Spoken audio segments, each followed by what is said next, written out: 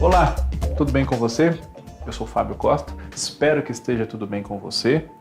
Peço, como sempre faço, se você não tiver se inscrito ainda aqui no nosso canal do Observatório da TV no YouTube, inscreva-se, ative as notificações e curta os nossos conteúdos que trazemos com carinho e dedicação aqui para você. E também, para o caso de você não acompanhar em vídeo numa hora ou noutra, temos na sua plataforma de podcast preferida também tudo que o Observatório da TV traz para os seus leitores e seguimores, como diria aqui o nosso Cadu Safner.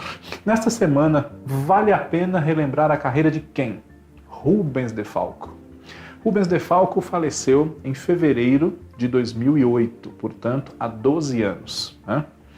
Ele, na ocasião, tinha 76 anos de idade e sofreu um AVC, que o debilitou nos últimos anos da sua vida, né? Prejudicou a sua fala, a sua coordenação motora, mas a causa da sua morte foi uma parada cardíaca e também estava relacionada com uma embolia na ocasião. Ficou internado por alguns dias e infelizmente veio a falecer há 12 anos, portanto, como eu disse. Né?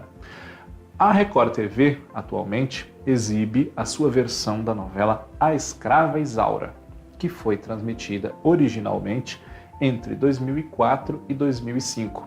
E foi o último trabalho de Rubens de Falco na televisão. Né? Ele foi convidado especialmente pelo diretor Erval Rossano, um parceiro seu de vários trabalhos, para participar dessa segunda versão da Escrava Isaura, porque, mundo afora, o ator ficou conhecido pelo seu trabalho na primeira adaptação desse romance de Bernardo Guimarães pela TV Globo, em 1976, na qual ele interpretava aquele que talvez seja o maior dos vilões de todas as telenovelas brasileiras, Leôncio Almeida, o algoz da Escrava Isaura, né? O dono da fazenda, dono da escrava também, né? Segundo a lógica das relações daquela época, e obcecado por ela. Né? E nessa segunda versão, ele fez uma participação bastante longa até, como o pai do Leôncio, o comendador Almeida. Né? E muita gente conhece Rubens de Falco, especialmente por causa da carreira dele em papéis de vilão, em Escrava Isaura e em outras novelas. Mas a vida profissional do ator vai muito além disso. Né?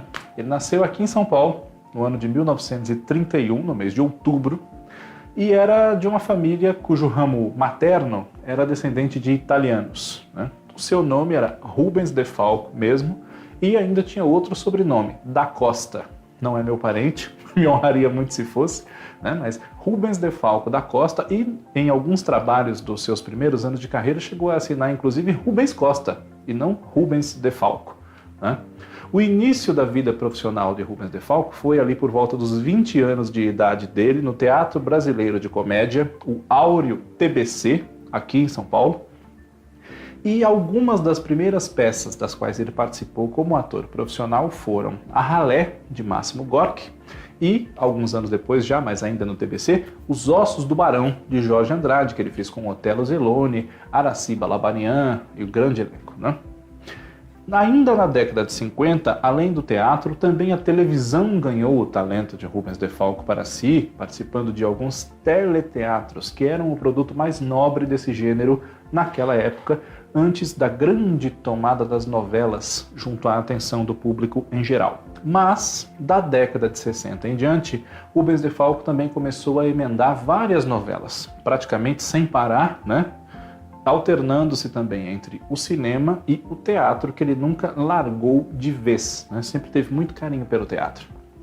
E, conforme a idade começou a avançar, embora um pouco sumido das telas, ele continuou fazendo teatro, praticamente até quando não pôde mais, não é? Justamente por conta do AVC, do qual eu falei há pouco, no fim da vida dele, pouco depois dessa participação muito especial no remake de A Escrava Isaura.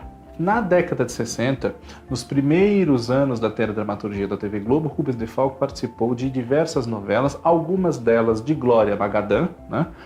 E a primeira, inclusive, não foi de Glória Magadã, foi de Moisés Weltman, O Rei dos Ciganos, em 1966. E o ator chegou à TV Globo e assinou o seu contrato, levado por Carlos Alberto, que já era ator da emissora, encontrou-se com ele, perguntou o que ele estava fazendo, e ele disse que estava com os dias livres no Rio de Janeiro, que não era sua terra natal, né? apenas esperando a hora em que ele tinha que cumprir a sua temporada de teatro, ou seja, já no princípio da noite, né, se preparar ali para entrar em cena. Então tinha os dias livres. Foi à TV Globo conversar e saiu contratado. E fez O Rei dos Ciganos, fez A Rainha Louca, fez Passo dos Ventos, de Jeanette Claire, A Última Valsa, até que, descontente com os salários que a TV Globo oferecia naquela ocasião, pelo menos a ele e mais alguns atores, Rubens retirou-se da emissora, para onde ele voltaria alguns anos depois. Mas nesse meio tempo, fora da Globo, ele participou também de uma novela na TV Tupi do Rio de Janeiro, chamada Tempo de Viver, que aqui em São Paulo foi ao ar na TV Gazeta. Pois é, essa é uma história que rende um programa nosso aqui de outro dia da semana, Curiosidades da TV, novelas produzidas por uma emissora que foram exibidas em outra, mas enfim. E depois de Tempo de Viver e também ali sempre no teatro e envolvendo-se em trabalhos de cinema, Rubens de Falco voltou a atuar na TV Globo em 1974 numa novela chamada Super Manuela, de Walter Negrão. A partir daí, emendou uma série de trabalhos pelos anos seguintes até o fim da década.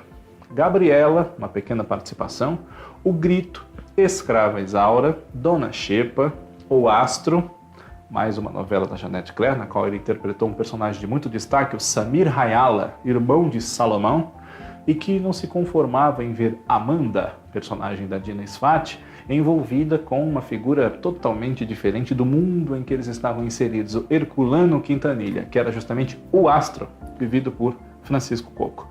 E também o Roberto Stein, de A Sucessora, entre 78 e 79, uma adaptação de Manuel Carlos para o romance de mesmo nome, escrito por Carolina Nabuco.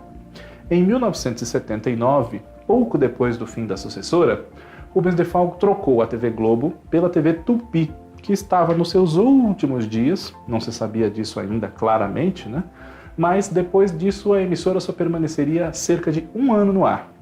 Foi tempo suficiente para que, ao lado de Ioná Magalhães, Isabel Ribeiro, Altair Lima, Cleide Diácones, Berta Zemmel, Márcia Real e muitos outros colegas de grande talento, Rubens fizesse uma novela chamada Gaivotas, de Jorge Andrade.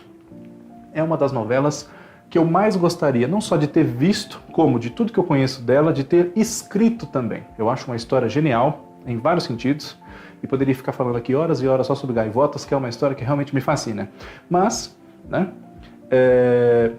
Daniel, que era o seu personagem, havia sido muito pobre, e 30 anos depois, já muito rico, 30 anos depois de se formar num colégio interno, no qual o único pobre e bolsista era ele reúne os amigos que se formaram junto com ele na mesma época para descobrir a verdade sobre um crime que aconteceu, envolveu a todos e particularmente o atingiu, porque ele saiu como acusado, suspeito de ser o responsável por uma grande fatalidade. E eles estavam todos unidos ali, não só por esse crime e esse mistério, mas pelos sentimentos que os envolviam, né? Então ninguém sabia por que o Daniel reunia esses amigos tanto tempo depois, com que sentido, com que objetivo, se ele queria se vingar, se ele queria ajudar, o que ele queria fazer, né? Então toda a novela foi conduzida pelo Jorge Andrade com um tom de suspense, né? Até o seu desenlace, quando tudo ficava esclarecido.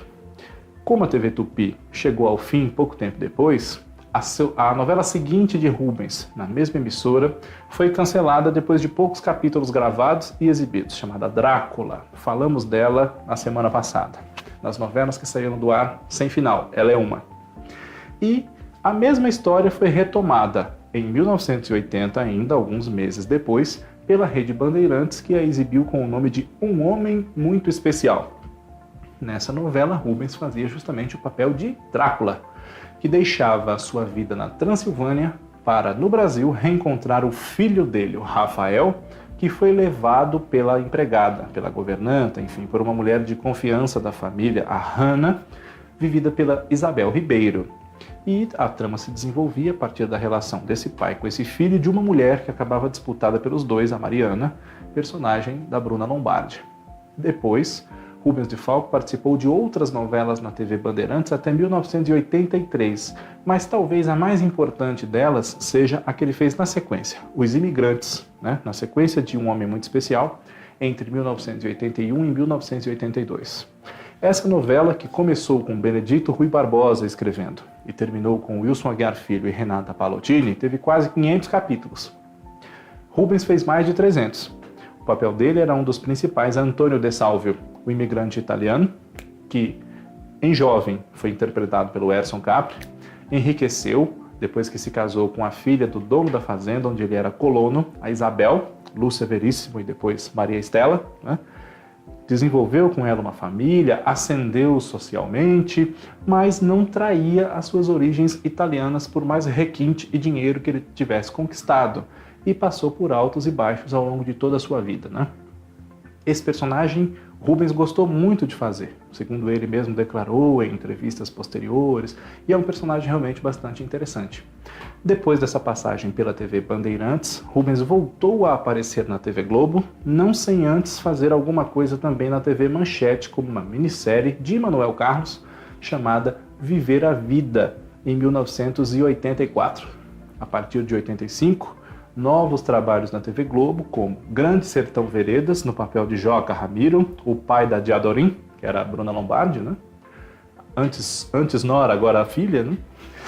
E, na sequência, outro personagem histórico da carreira do ator, o Barão de Araruna, na novela Sim, a Moça, outra de Benedito Rui Barbosa, baseada num romance de Maria Desone Pacheco Fernandes, que foi ao ar em 1986 e recentemente esteve em cartaz no canal Viva, né? Assim, a moça do título era filha dele, um novo encontro de Rubens e Lucélia Santos, que voltariam em trabalhos posteriores a trabalhar juntos novamente, né? Além de Sim, a Moça, os anos 80 ainda deram a Rubens outras novelas com direção de Erval Rossano, como Pacto de Sangue, né? E Erval no elenco como colega, direção de Wolf Maia em Bambolê. No começo dos anos 90, Rubens alternou-se entre trabalhos nas TVs Globo, SBT, né? E fez Salomé, em 1991, Sangue do Meu Sangue, em 1995, Os Ossos do Barão, em 1997, Memorial de Maria Moura, um pouco antes, em 94, e em 98 participou de outra novela das que saíram do ar sem final, Brida, na Rede Manchete. Tinha um papel muito bom do Bruxo Vargas, mas infelizmente o projeto não deu certo. E depois de Brida, o seu retorno à TV só ocorreria justamente na segunda versão de Escravizaura, que nós não sabíamos naquela ocasião, mas marcou a despedida do ator da telinha, né? Rubens de Falco é conhecido no mundo todo por muitas novelas, não só pelo Leôncio, né? Vários países o exibiram em O Astro, A Sucessora, né? Gabriela, também é uma novela muito exportada, embora a participação dele seja muito breve. Mas, sem dúvida, além da imagem do vilão, a elegância, a gentileza, o charme que ele transmitia na pele dos seus muitos personagens vão ficar para sempre na memória daqueles que o conheceram, seja em que idioma tenha sido, né?